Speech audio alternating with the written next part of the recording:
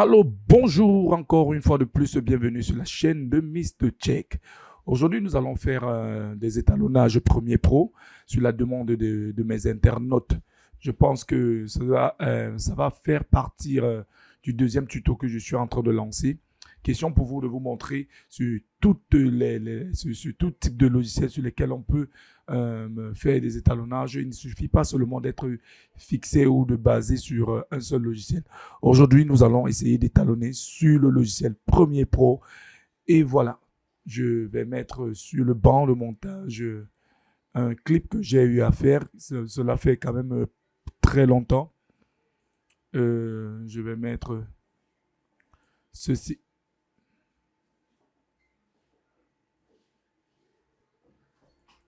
Voilà. Et comme vous pouvez constater, s'il y a des bruits entre-temps, c'est parce que j'ai des gens dans des bureaux et puis j'ai décidé donc de vous fournir cela malgré les conditions.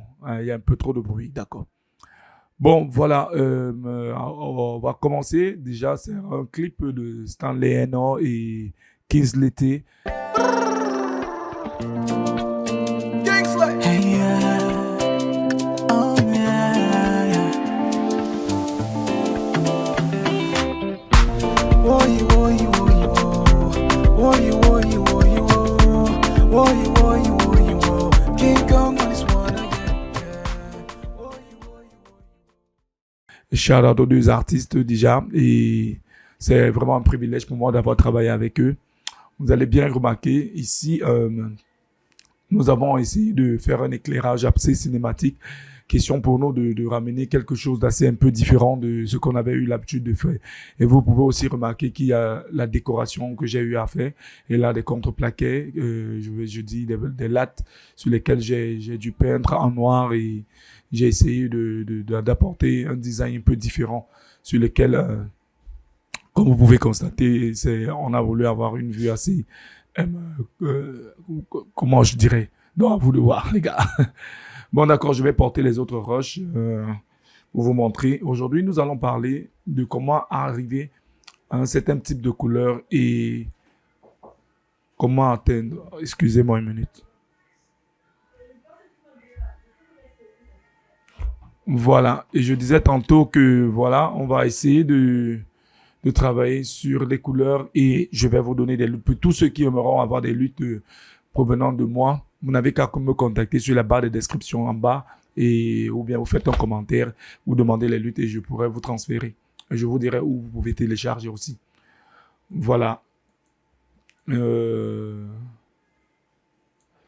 sommes là.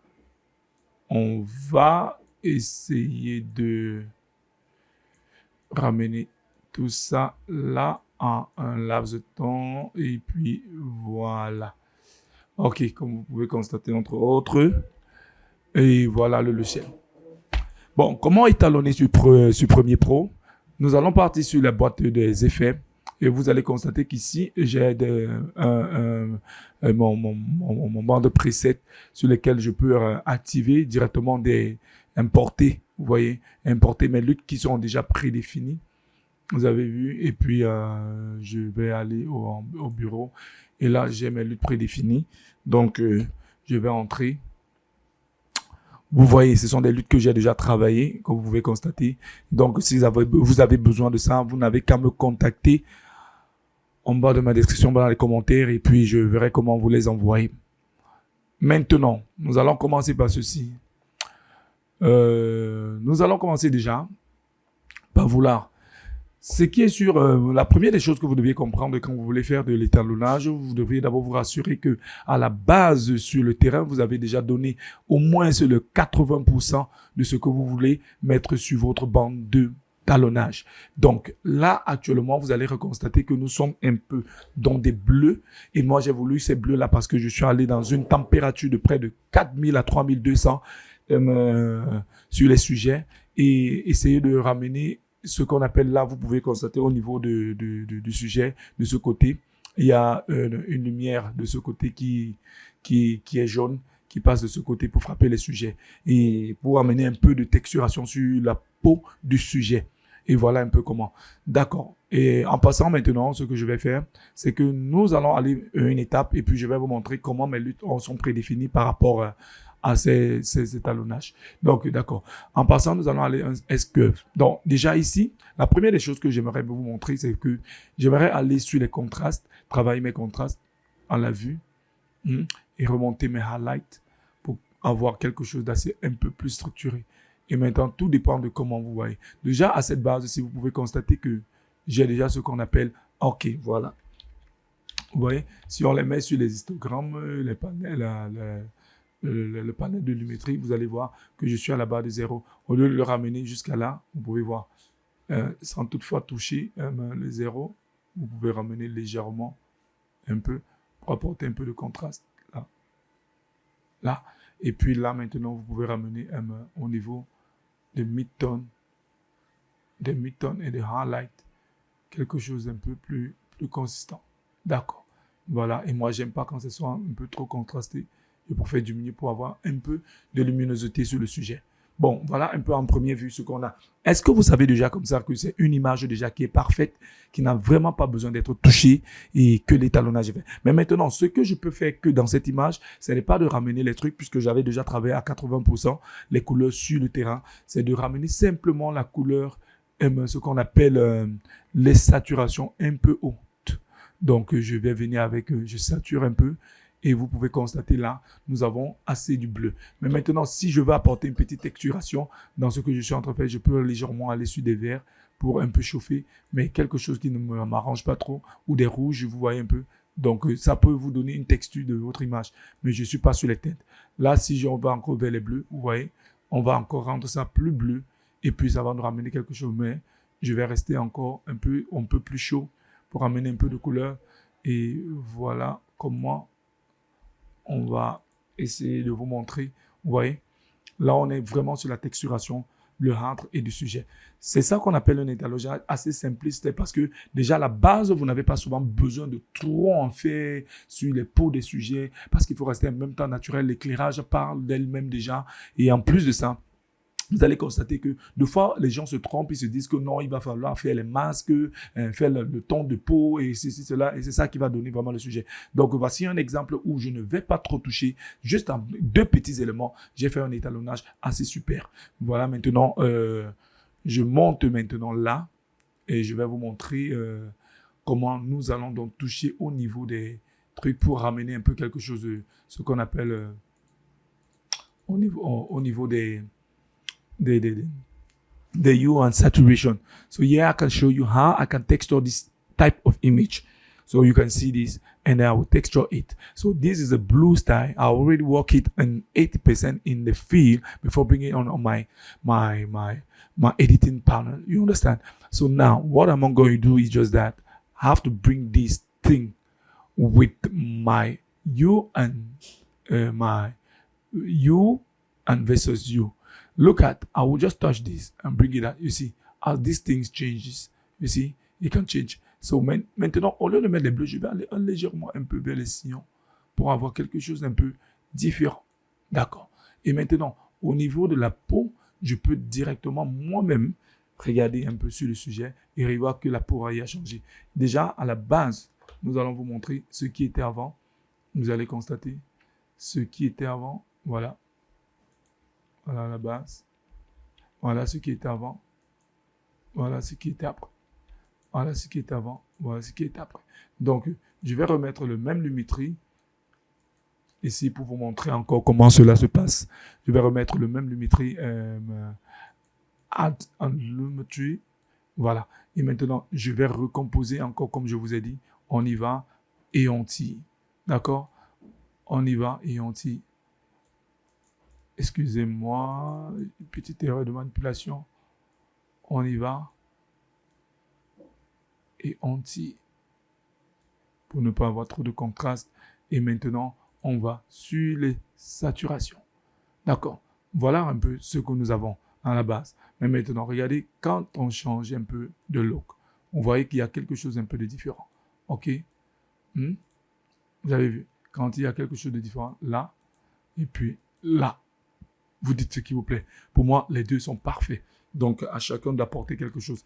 Et maintenant, quand on finit ce genre de truc, qu'est-ce qu'on va faire? Moi, je vais préférer rester sur cette texture et puis ramener un peu plus de chaleur dans ce qu'on est en train de faire là. Et un peu plus de chaleur pour avoir quelque chose d'assez suitable, agréable à l'oreille, sans Cosmo. Et voilà, un étalonnage parfait. Ok, maintenant, nous allons passer à l'étape 2 où nous allons utiliser un luth qui est déjà pré-travaillé par moi. Donc, je vais poser un luth simple. Je vais prendre le Ink 1 et je vais le poser là. Et voilà, voilà le Ink 1. Vous voyez, le luth, lui, il est déjà travaillé. Maintenant, il a juste besoin de petites modifications. Juste une petite modification. Donc, je vais réduire les contrastes. Je vais aller un peu sur des highlights. Je vais essayer de ramener un peu de la chaleur sur l'image. Et puis, voilà, les highlights, on va les ramener un peu plus haut. Donc, maintenant, je peux aller sur la luminosité. Je dis, OK, j'aimerais bien faire des désaturations au niveau des bleus. Là, je vais mettre mes points, ancrer des bleus et tout.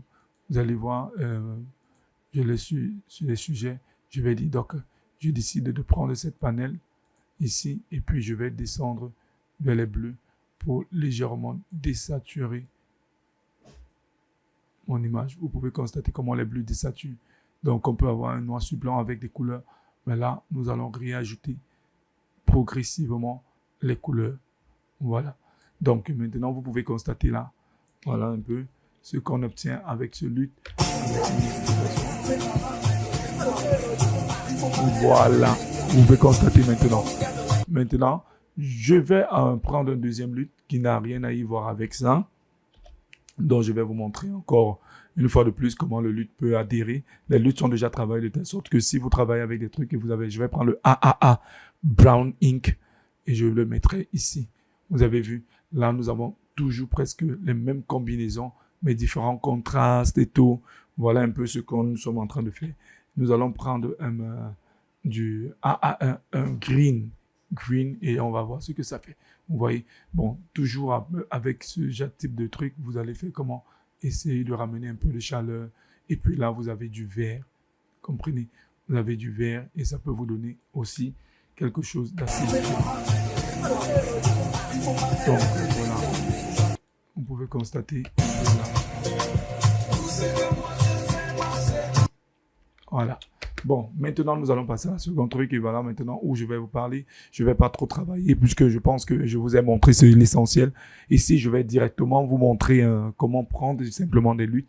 Donc, comme je vous ai expliqué, si vous avez besoin, vous n'avez qu'à me contacter par message et puis je vous enverrai ces luths. Bon, je vais prendre le 1 Wrap Ink. On va voir si ça marche avec ce footage. Vous voyez, tout est déjà programmé. Vous pouvez avoir déjà toutes les texturations, faites des modifications.